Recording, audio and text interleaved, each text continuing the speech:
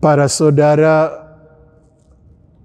Bapak Ibu, para meditator yang saya kasihi, kita akan melakukan meditasi bersama kita. Baiklah kita mengawalinya dengan mendengarkan sabda Tuhan. Dalam nama Bapa dan Putra dan Roh Kudus. Amin. Tuhan sertamu dan sertamu juga. Inilah Injil Yesus Kristus menurut Santo Yohanes. Terpujilah Kristus.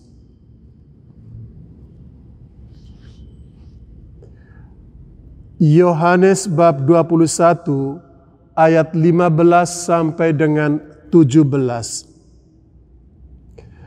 Sesudah sarapan, Yesus berkata kepada Simon Petrus, "Simon anak Yohanes, apakah engkau mengasihi aku lebih daripada mereka ini?" Jawab Petrus kepadanya, "Benar Tuhan, engkau tahu bahwa aku mengasihi engkau."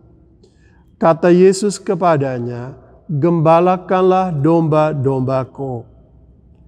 Kata Yesus pula kepadanya untuk kedua kalinya, "Simon anak Yohanes, apakah engkau mengasihi aku?" Jawab Petrus kepadanya, "Benar Tuhan, engkau tahu bahwa aku mengasihi engkau." Kata Yesus kepadanya, "Gembalakanlah domba-dombaku." Kata Yesus kepadanya untuk ketiga kalinya, "Simon anak Yohanes, apakah engkau mengasihi aku?"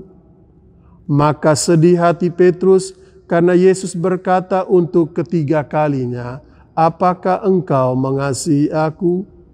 Dan ia berkata kepadanya, "Tuhan, engkau tahu segala sesuatu. Engkau tahu bahwa aku mengasihi engkau." Kata Yesus kepadanya, "Gembalakanlah domba-dombaku." Demikianlah Injil Tuhan. Terpujilah Kristus.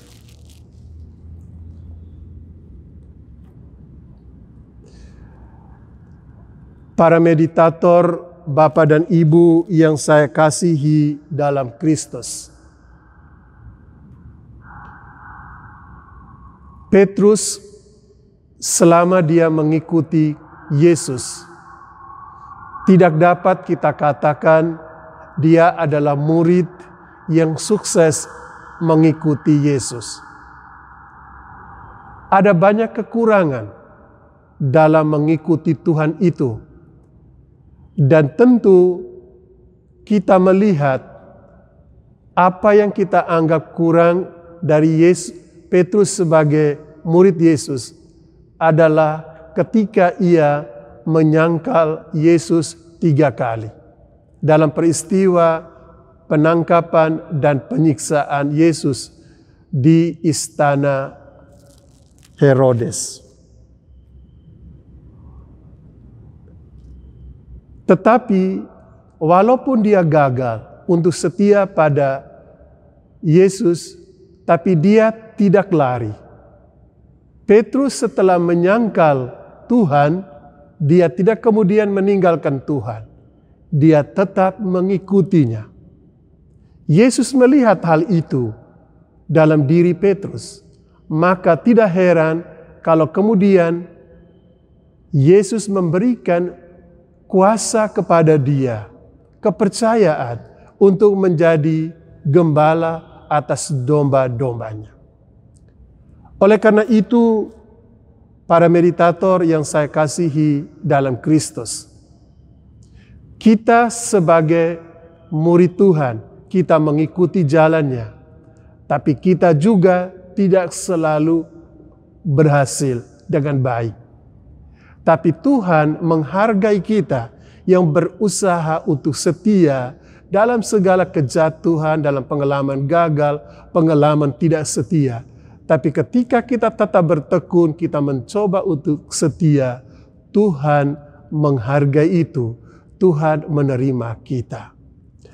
Baiklah sekarang berdasarkan perikop Injil ini, kita mencoba untuk membaca pertanyaan-pertanyaan yang diajukan untuk kita percakapkan bersama. Saya mulai dengan pertanyaan sederhana dari seorang ibu dari Mataram, Ibu Christine. Pertanyaannya, apakah ada kemungkinan meditasi gagal? Gagal atau sukses itu kategori dunia ini. Dalam mengikuti Kristus, kita tidak mengenal kata gagal. Gagal itu mengandaikan saya berusaha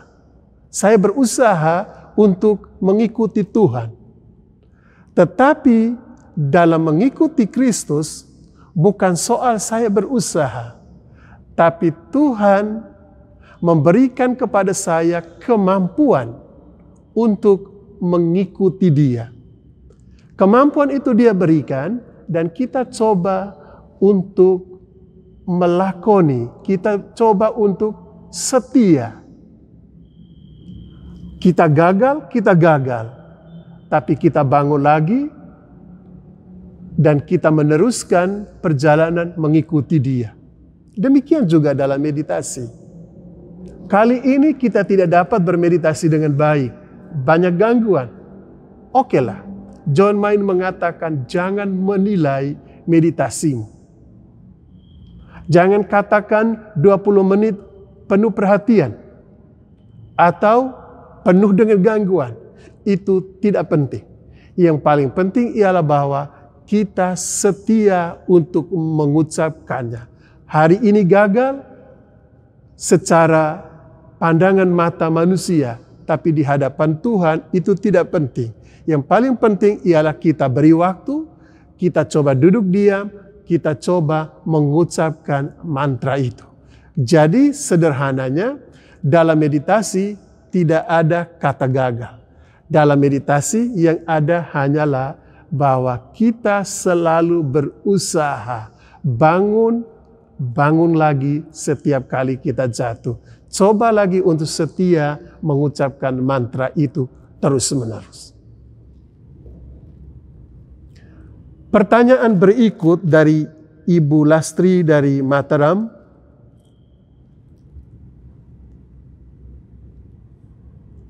Apakah artinya kalau saya ketika bermeditasi melihat hal-hal lain selain mengucapkan mantra, ada bayangan, ada cahaya? Jawaban kita dalam meditasi, satu hal yang bisa kita lakukan cuma satu, ucapkan mantra Anda. Selebihnya itu tidak diperkenankan. Jadi satu-satunya yang harus kita lakukan dalam 20 menit, 30 menit itu adalah mengucapkan mantra kita. Semua bayangan, semua fantasi, semua pikiran yang menggoda itu adalah gangguan. Jadi ingat Ibu Lastri ya, cuman satu hal yang harus dilakukan di dalam meditasi kita, mengucapkan kata itu. Selebihnya adalah gangguan. Abaikan itu, kembali ke mantra Anda. Ini pertanyaan pertama dari Ibu Lastri dari Mataram.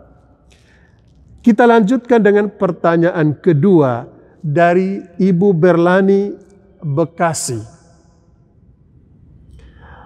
Saya Katolik sejak kecil. Saat ini saya wanita 43 tahun dengan 2 orang anak. Saya sudah mengenal meditasi beberapa bulan sebelum bergabung dengan grup meditasi di katedral. Saat itu saya belajar cara meditasi secara Buddha. Karena yang mengajarkan saya saat itu adalah penganut ajaran Buddha.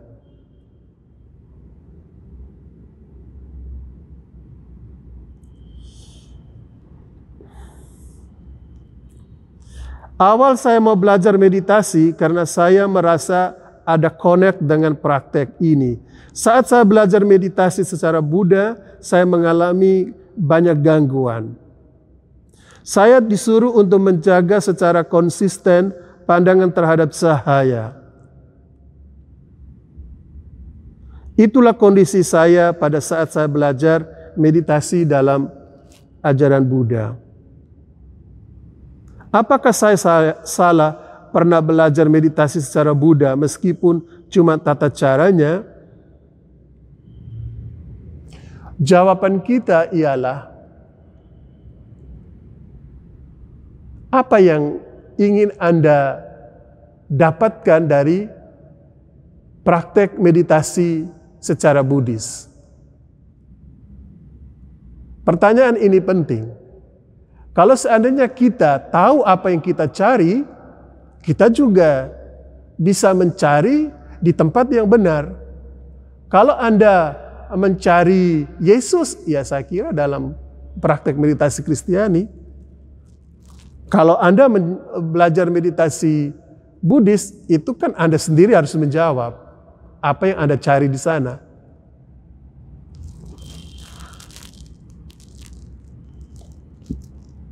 Jadi sekali lagi kita mungkin perlu menyelami apa sesungguhnya yang kita cari.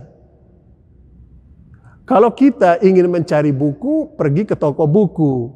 Kalau kita ingin mencari roti, kita pergi ke toko roti. Kalau kita ingin mencari Kristus, ya pergilah.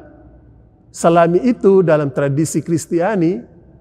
Maka pertanyaan apakah saya salah atau tidak, saya melakukan praktek meditasi Buddhis, ya ibu sendiri harus jawab.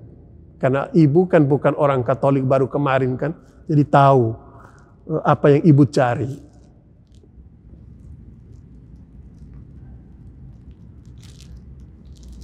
Pertanyaan berikut dari Ibu Endang Purwaningsi Rahayu, Semarang. Secara pribadi saya masih ada perasaan takut untuk meditasi seorang diri. Apabila hati sedang sedih terlalu dalam, justru akan bisa kesurupan. Apakah benar seperti itu? Kita ini kalau kita bilang kesurupan, itu kita selalu menghubungkannya dengan setan dan kuasa kegelapan. Ya.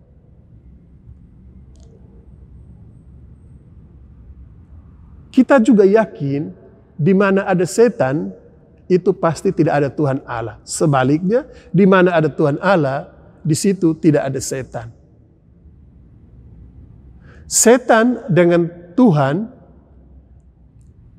kata Santo Yohanes dari salib, itu bagaikan minyak dan air. Tidak pernah bisa disatukan dua hal itu. Oleh karena itu, sebetulnya aneh kalau orang berpikir bahwa di dalam meditasi kemungkinan orang kesurupan. Karena dalam meditasi kita sedang sepenuhnya terserap dalam kehadiran Tuhan.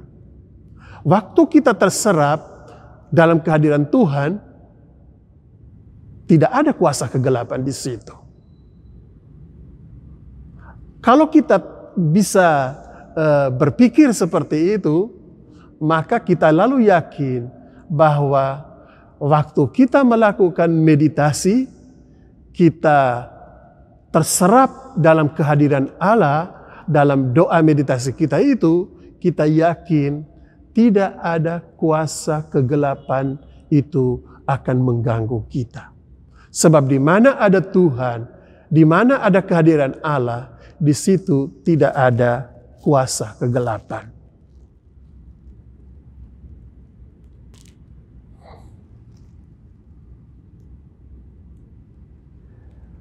Pertanyaan berikut dari Ibu Ayang Kurnia. Saya baru bergabung dengan meditasi Kristiani online 2 bulan dan mau terus belajar. Apakah dosa kalau kita mengucapkan kata doa mantra saat kita mengerjakan pekerjaan rumah. Bukankah doa harus dipanjatkan dengan sikap hormat? Tidak, kita tidak berdosa. Justru meditasi ini adalah sebuah doa kontemplatif. Doa yang memang diarahkan untuk dapat dipakai di sembarang waktu dan di sembarang tempat. Kapanpun dan dimanapun kita dapat mengucapkan doa-doa itu.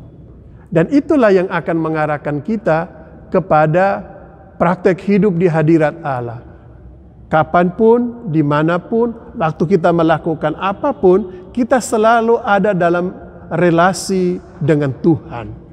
Jadi, justru sebaliknya, kalau kita sudah menekuni 2 kali meditasi pagi dan sore, dan kemudian sembarang waktu kita mengucapkan kata itu, kita sebetulnya membuat kata doa ini semakin terus berakar.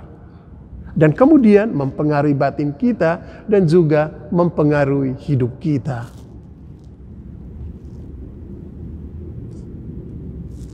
Oleh karena itu, entah pada saat ibu melakukan pekerjaan dan aktivitas apapun, ibu tetap boleh mengucapkan kata itu. Baik, sekarang kita lanjutkan pertanyaan berikut dari Bapak Frans Sudarto, Malang. Apa yang dimaksudkan dengan 12 langkah? Bermeditasi dengan langkah pertama dulu sebelum langkah kedua? Tidak. 12 langkah itu hanyalah 12 pokok percakapan yang barangkali membantu para meditator, terutama pada saat-saat awal, untuk memahami apa yang kita anggap esensi, apa yang kita anggap fundamen dalam pengajaran tentang meditasi. Maka kita bicara tentang mantra, tentang mengucapkan mantra, tentang komunitas, tentang saat kini, tentang Yohanes Cassianus yang adalah guru padang gurun yang menjadi sumber praktek meditasi Kristiani yang kita tekuni saat ini. Jadi 12 langkah itu hanyalah 12 pokok percakapan awal yang membantu orang untuk mengerti praktek meditasi ini. Jadi ini tidak berkenaan dengan semacam pemikiran soal tangga, 12 tangga. Kalau untuk mencapai itu kita harus langkah pertama, langkah kedua, langkah ketiga. Tangga pertama, tangga kedua, tangga ketiga. Tidak dibayangkan seperti itu.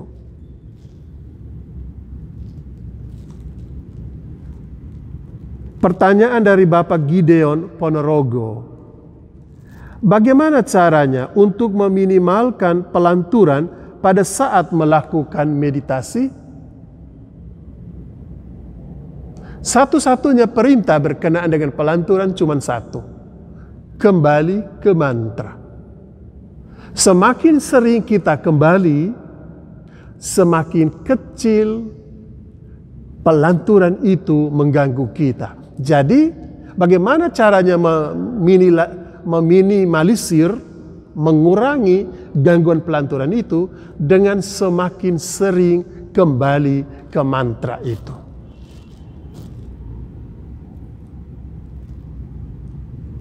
Bapak Sutomo dari Jogja.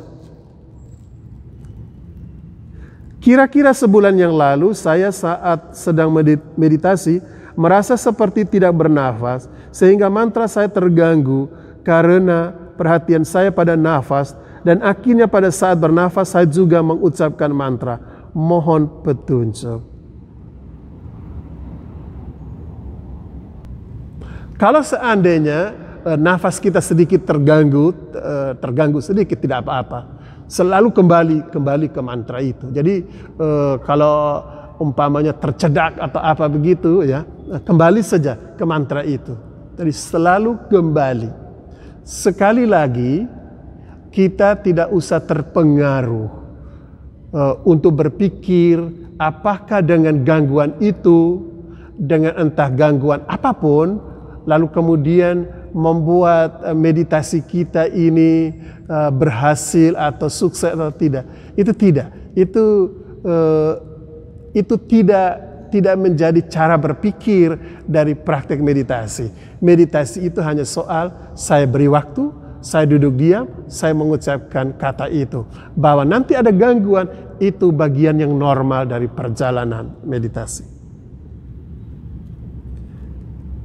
Ibu Lastri dari Paroki SMTB Surabaya.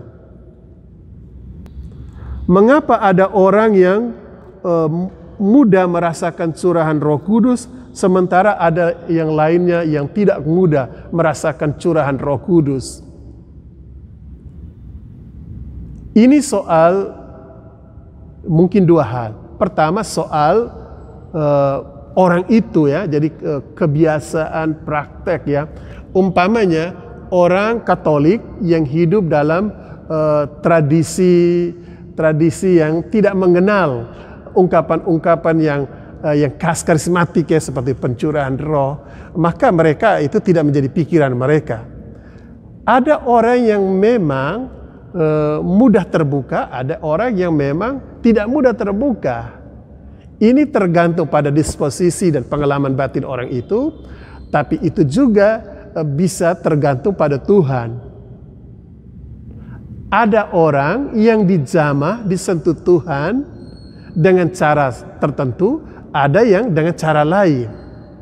Ada yang begitu peka dengan suatu kegiatan pencurahan roh, ada yang juga tidak. Jadi jawabannya tergantung pada orang itu, kondisi batinnya, dan tergantung pada Tuhan. Karena Tuhan bisa menyapa orang melalui apa yang kita bilang pencurahan. Tuhan juga bisa menyapa orang dengan intuisi, dengan kepekaan dia dengan cara lain, dengan kepekaan akan kehadiran Tuhan dan rencana Tuhan. Jadi kedua cara ini memang berbeda dan orang punya pengalaman yang berbeda. Bapak Wilarto dari Jakarta, apakah boleh meditasi di matras atau di kasur? Boleh saja. Yang penting posisi duduk dengan punggung tegak. Itu yang paling penting. Jadi mau duduk di kursi oke, mau duduk bersila oke, pakai matras oke, tikar oke, yang penting punggung tegak. Itulah sebabnya mengapa meditasi Kristiani itu amat sederhana, karena dia tidak membuat kita dipusingkan oleh hal-hal kecil.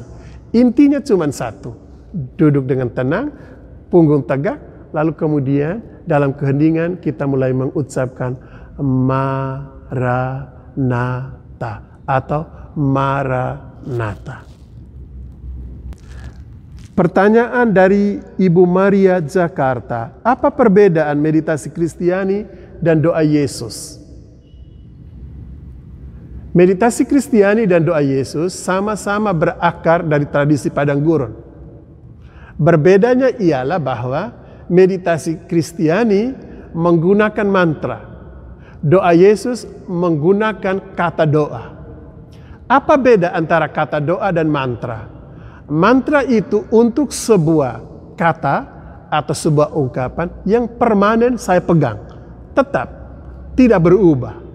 Kata doa dalam pengertian bahwa saya bisa mengubahnya kapanpun dan dimanapun. Kurang lebih begitu kalau kita memahami apa beda antara mantra dan kata doa. Meditasi Kristiani itu pakai mantra dalam arti tidak tergantikan, tidak berubah. Doa Yesus, demikian juga centering prayer, itu menggunakan kata doa. Doa Yesus menggunakan kata Yesus atau Tuhan Yesus kasihanilah aku, atau Yesus putra Daud kasihanilah aku orang berdosa. Kita boleh pilih dan boleh berganti sewaktu-waktu, tetapi tidak dengan meditasi Kristiani. Ketika kita mengatakan mantra saya Maranatha, atau mantra saya Yesus, seumur-umur hidup itu mantra kita. Mantra yang dianjurkan memang adalah mantra Maranatha. Tetapi kita boleh juga memilih kata lain, asal jangan diganti, tetap kita pegang. Itulah arti mantra. Pertanyaan dari Ibu Yohana Semarang. Pada waktu mulai meditasi, posisi sudah benar. Tetapi di tengah-tengah meditasi kadang-kadang merasa posisi berubah, agak miring dan sebagainya. Apakah kita boleh membetulkan posisi meditasi? Begini, mungkin baik sebelum kita memulai meditasi, kita sudah mengambil posisi yang pas, yang nyaman. Ya, itu prinsip. Supaya tidak ada pergerakan tubuh selama meditasi itu. Jadi selama 20 menit, tubuh jangan sampai mengganggu kita. Tapi seandainya pada suatu saat bisa saja terjadi, tiba-tiba umpamanya kesemutan atau menjadi tidak nyaman, okelah, cepat berubah dan kembali cepat-cepat ke mantra itu. Tapi yang ideal, posisi duduk sudah diatur sebelum meditasi. Demikian juga posisi tangan dan sebagainya ya. Ibu Maria Tutiana Semarang. Dapatkah orang lain datang pada kita dan kita sajikan buah-buah meditasi kepada orang itu? Buah-buah meditasi itu tidak bisa kita sajikan. Buah-buah itu lahir alami dari dalam. Jadi jangan sampai kita membayangkan bahwa dalam diriku ada kerendahan hati, dalam diriku ada hospitality, di dalam diriku ada keramahan, dan ketika orang itu datang, lalu saya menghidangkannya keramahanku, kemurahan hatiku, hospitality-ku. Kalau kita sebut buah, itu sesuatu yang tidak bisa kita tidak bisa melihat atau tidak bisa menakarnya, tetapi itu ditangkap oleh orang lain. Jadi mungkin baik kita bedakan antara kata buah roh dan keutamaan. Hospitality, keramat tamahan itu bisa berarti buah roh, bisa berarti itu keutamaan. Apa beda buah roh dan keutamaan? Buah roh itu anugerah Tuhan.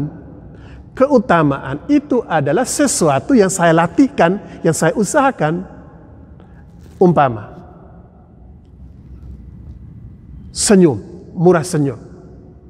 Kalau murah senyum itu buah roh, engkau sadar atau tidak sadar, mau atau tidak mau atau tidak mau, itu otomatis itu terpancar dari wajahmu.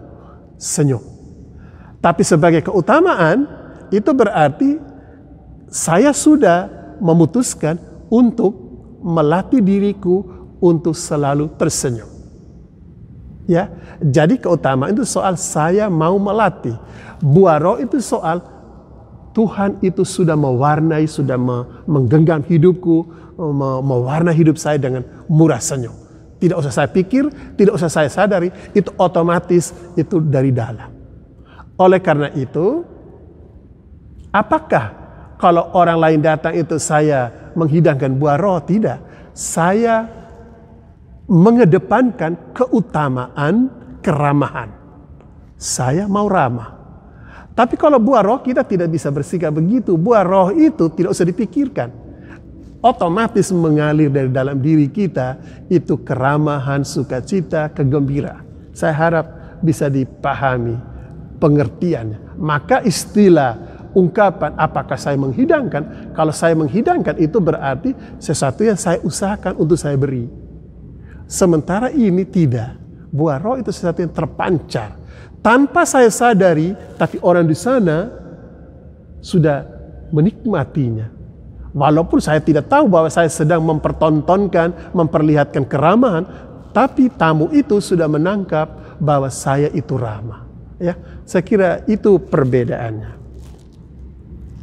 Baik Bapak dan Ibu yang terkasih, itulah pertanyaan yang bisa kita perbincangkan pada kesempatan hari ini.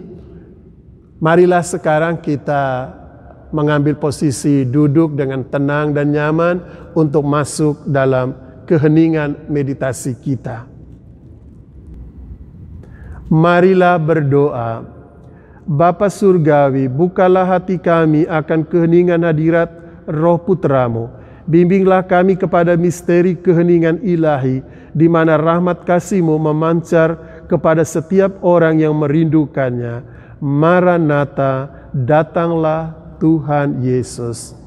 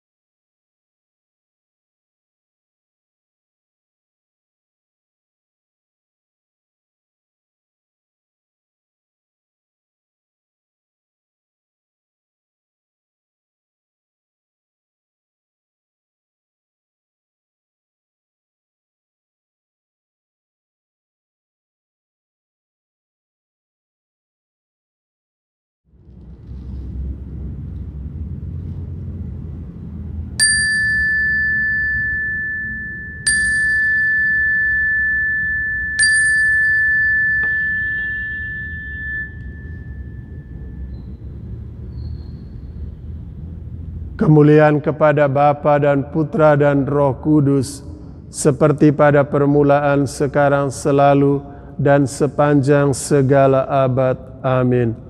Marilah berdoa. Semoga kelompok meditasi ini menjadi rumah spiritual yang sejati bagi yang mencarinya. Semoga keheningan ini menjadi kekuatan untuk membuka hati kami semua kepada citra Allah, sehingga dengan demikian kami saling mengasihi, mengalami damai, berlaku adil, dan menjadi manusia yang bermartabat. Semoga keindahan kerahiman ilahi memenuhi setiap hati kami yang berdoa di sini dengan harapan dan kegembiraan. Semoga kami yang berdoa di sini dikuatkan oleh Roh Kudus untuk melayani semua yang datang dan menerima mereka sebagai Kristus sendiri. Doa yang sederhana ini kami ucapkan dengan perantaraan Kristus Tuhan kami. Amin. Tuhan sertamu dan sertamu juga. Kita diberkati Allah yang Maha Kuasa, Bapa dan Putra dan Roh Kudus. Amin. Dengan demikian, kegiatan meditasi bersama kita sudah selesai. Syukur kepada Allah.